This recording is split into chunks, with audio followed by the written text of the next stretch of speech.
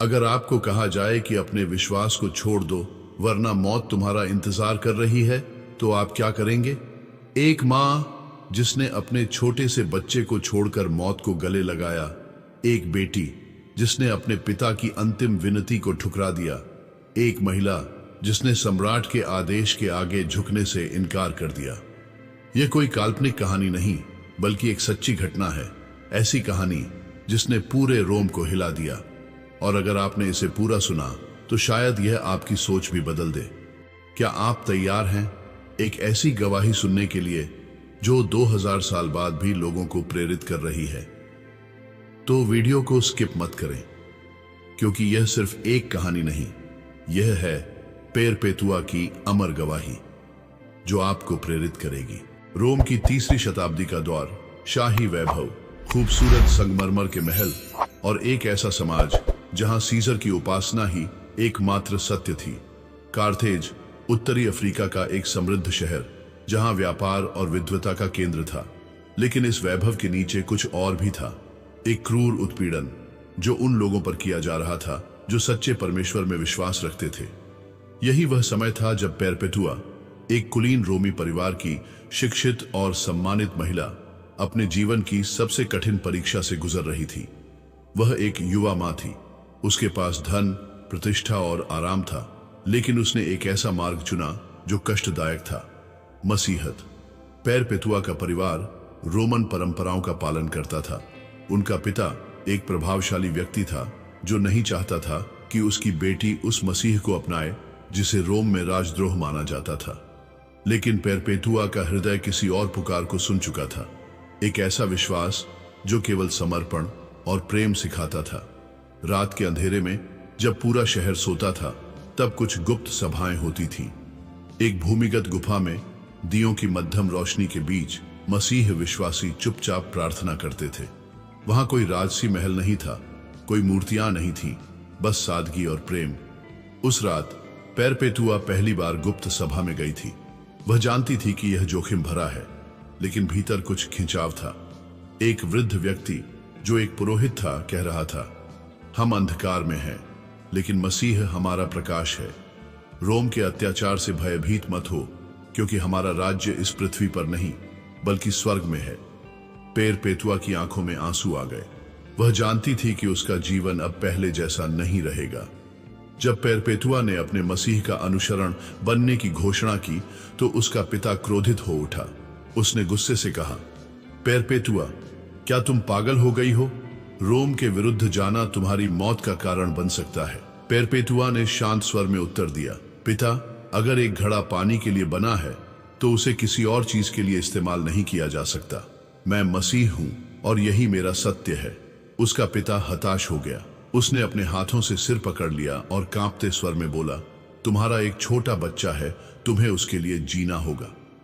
पेरपेतुआ की आंखें नम थीं, लेकिन उसका संकल्प अडिग था। वह बोली, मैं अपने बच्चे से प्रेम करती हूं, लेकिन मैं परमेश्वर के सत्य को अस्वीकार नहीं कर सकती। कुछ ही दिनों बाद रोमी सैनिकों ने कार्थेज के कई मसीहों को गिरफ्तार किया। पेरपेतुआ भी उनमें से थी। जब उसे पकड़ा गया तो उसके पिता ने आखिरी बार उसे रोकने की कोशिश की। वह गिड़गिड़ाया और बोला, बस एक बार कह दो कि तुम मसीह को नहीं मानती हो। लेकिन पेरपेतुआ ने सिर हिलाया और कहा, मैं मसीही हूं। फिर उसे जेल में डाल दिया गया, एक अंधेरी ठंडी कोठरी जिसमें एक छोटी खिड़की थी। वहां पर गंदगी, भूख और पीड़ा थी। लेकिन पेरपेतुआ ने महसूस किया कि यह संसार उसे कैद कर सकता है, लेकिन उसका आत्मा स्वतंत्र थी। उस रात जब उसने अपनी आंखें बंद की तो उसे एक रहस्यमय स्वप्न आया। उसने देखा एक सीढ़ी जो स्वर्ग तक जा रही थी, कांटों और कठिनाइयों से भरी हुई, और नीचे एक विशाल ड्रैगन खड़ा था जो उसे रोकना चाहता था। पेरपेतुआ ने साहसपूर्वक कदम बढ़ाया। जैसे ही उसने पहला कदम रखा, ड्रैगन ने रास्ता छोड़ दिया और वह ऊपर चढ़ने लगी। इस स्वप्न ने पेरपेतुआ को यह संकेत दिया कि उसकी परीक्षा कठिन होगी, लेकिन अंततः विजय उसकी होगी। यह केवल शुरुआत थी, एक ऐसा संघर्ष जो न केवल पेरपेतुआ के लिए बल्कि उन सभी के लिए था जो सत्य की खोज में थे। उस अंधेरी कोठरी में ठंडी हवा चल रही थी। चारों ओर सीलन भरी दीवारें और लोहे की सलाखें थीं। पेरपेतुआ अपने नवजात शिशु को गोद में लिए बैठी थी। उसकी आंखों में भय नहीं बल्कि एक शांत विश्वास था। रोमी सैनिकों ने उसे और उसके साथी मसीहों को एक गहरे अंधेरे कारागार में डाल दिया था, जहां न सूरज की रोशनी आती थी न ताजी हवा। लेकिन इस जेल में कैद उसका शरीर था, उसकी आत्मा नहीं। उसके साथ कुछ और कैदी थे। फेलिसिटास, एक गर्भवती दासी जो जल्द ही मां बनने वाली थी, सतुर्नस, एक दृढ़ मसीह नेता, और अन्य लोग जो अपने विश्वास के लिए मारे जाने वाले थे। उनके पास खाने को बहुत कम था, जलवायु असहनीय थी और पीड़ा बढ़ रही थी, लेकिन उनकी आत्मा अडिग थी। उन्होंने हर रात परमेश्वर से प्रार्थना की, हे प्रभु, हमें इस परीक्षा में शक्ति देना। यदि हम अपने विश्वास के लिए मरते हैं तो हमारा स्वर्ग में स्वागत करना। पेरपेटुआ ने अपने छोटे से बच्चे को देखा जो उसकी बाहों में चैन से सो रहा था। क्या वह उसे फिर कभी देख पाएगी? यह सोचकर उसका हृदय दुखी हुआ, लेकिन उसने अपने आंसू पोंछ लिए। कुछ दिनों बाद पेरपेटुआ के पिता को विशेष अनुमति दी गई कि वह अपनी बेटी से आखिरी बार मिल सके। जब वह कारागार में आया तो उसका चेहरा थकान और दुख से भरा हुआ था। उसकी आंखों में आंसू थे। वो बोले, पेरपेटुआ, मेरी प्यारी बेटी, मेरी इकलौती संतान, कृपा करके इनकार कर दो कि तुम मसीह को मानती हो। रोम के कानून के अनुसार अगर तुम बस कह दो कि तुम मसीह नहीं हो तो तुम्हें छोड़ दिया जाएगा। पेरपेटुआ ने अपने पिता की ओर देखा। उसके हृदय में प्रेम था, लेकिन वह जानती थी कि सत्य से पीछे हटना संभव नहीं था। पेरपेटुआ बोली, पिता, आप मुझसे जो मांग रहे हैं वह मैं नहीं कर सकती। यह जीवन क्षणिक है, लेकिन सत्य अनंत है। उसका पिता रो पड़ा।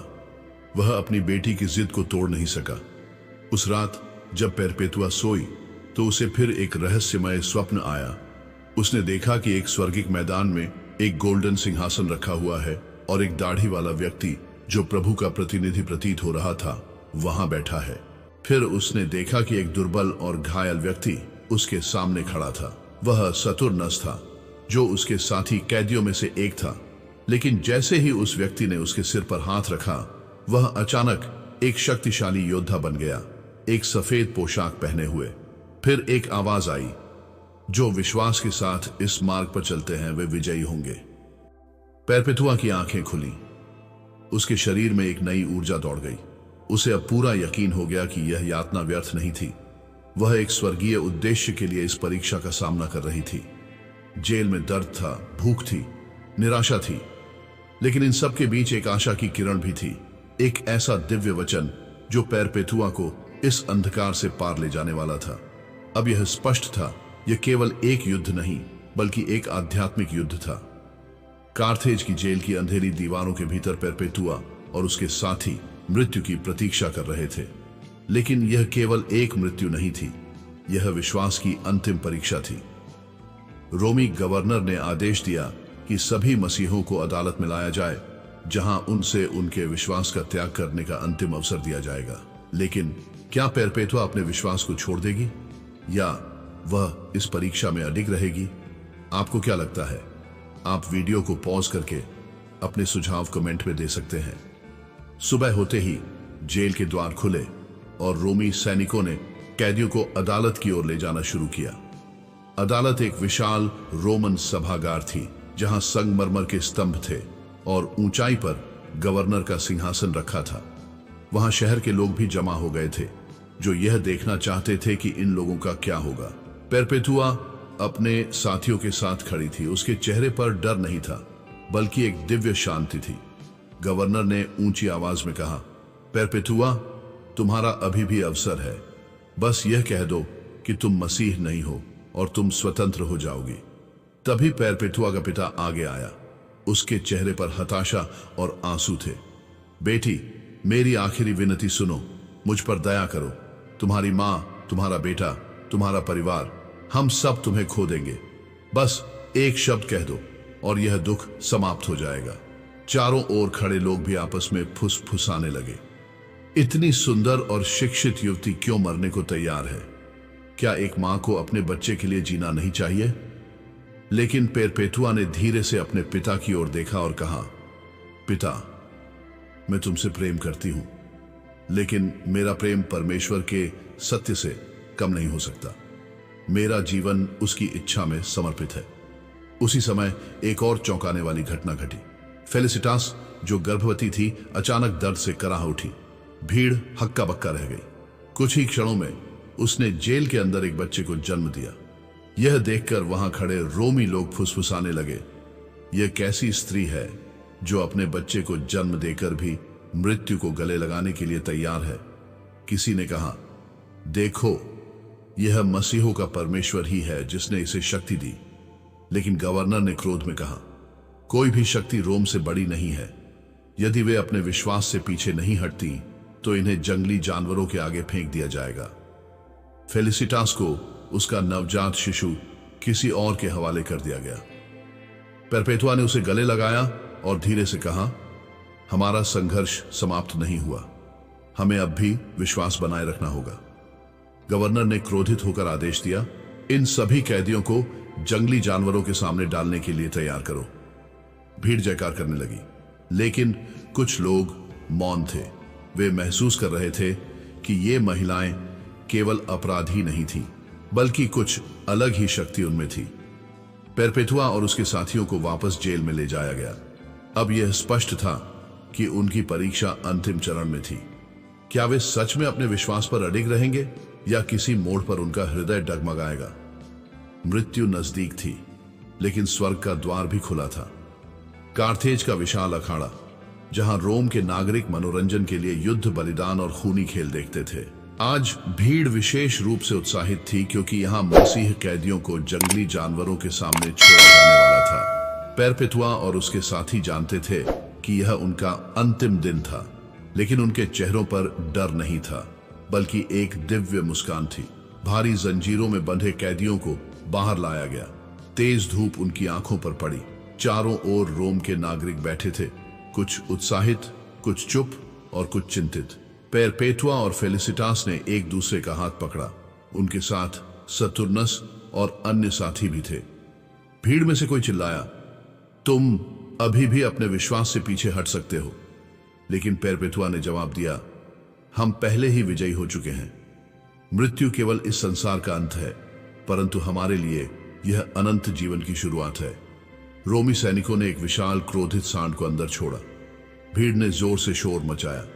सांड पहले सतुर्नस की ओर दौड़ा और उसे घायल कर दिया।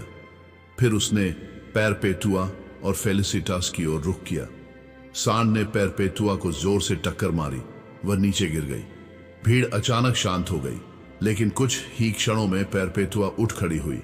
उसके चेहरे पर एक अजीब सी चमक थी। फेलिसिटास भी घायल थी, लेकिन उसने परपेतुआ की ओर देखा और मुस्कुरा दी। इसके बाद एक विशाल तेंदुआ को छोड़ा गया। वह सतुर्नस पर झपटा और उसका शरीर लहूलुहान हो गया। लेकिन मरने से पहले सतुर्नस ने एक आखिरी बार आकाश की ओर देखा और कहा, हे प्रभु, मेरी आत्मा को स्वीकार करो।